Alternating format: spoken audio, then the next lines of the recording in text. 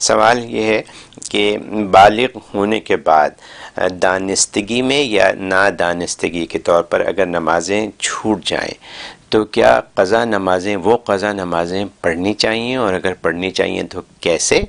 اور انہوں نے یہ بھی سنا ہے کہ شاید یہ قضا نمازیں پڑھنی ضروری نہیں ہیں۔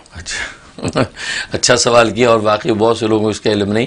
بالغ ہونے کے بعد اگر بالغ ہونے کی عمر یاد ہے کہ میں 12 سال میں بالغ ہو گیا یا 13 میں بالغ ہو، تو اس بالغ ہونے کے بعد کی کوئی بھی نماز دانستہ یا نادانستہ آپ نے چھوڑی ہے، اس کی قضا کرنی ہوگی آپ کو، ہر حال میں آپ پر قضا لازم ہے۔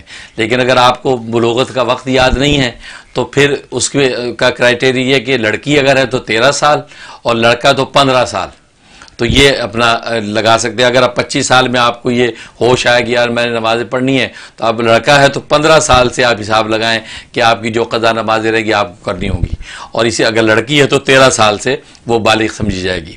تو بالکل بالغ ہونے کے بعد جو نمازیں چھوٹی ہیں ہر حال میں قضا ہے۔ یہ ایک بہت بڑا فتنہ شروع ہو گیا ہے کہ لوگ کہتے ہیں کہ وہ جان بوجھ کے نمازیں اگر چھوٹ گئی ہیں تو وہ ساری معاف ہے، اب آگے سے آپ قضا شروع کر دیں۔ یہ تو صحیح بخاری کی حدیث ہے، سیاستہ کا باب ہے کہ نبی کریم صلی اللہ علیہ وسلم نے جو قضا نمازیں ہوگی آپ نے وہ ادا کی۔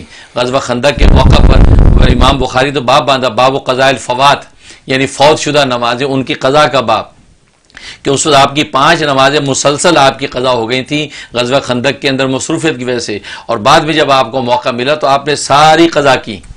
تو یہ تو بخاری کی حدیث ہے۔ یہ تو بہت بڑا مسکنسیپشن ہے، یہ میں نے سنا ہے کہ یہ پھیل رہی ہے بات کہ جی جو قضا ہو گئی وہ سب محفوظ کی ضرورت ہی نہیں ہے، اب نئے سرے سے آپ پڑھ لیں۔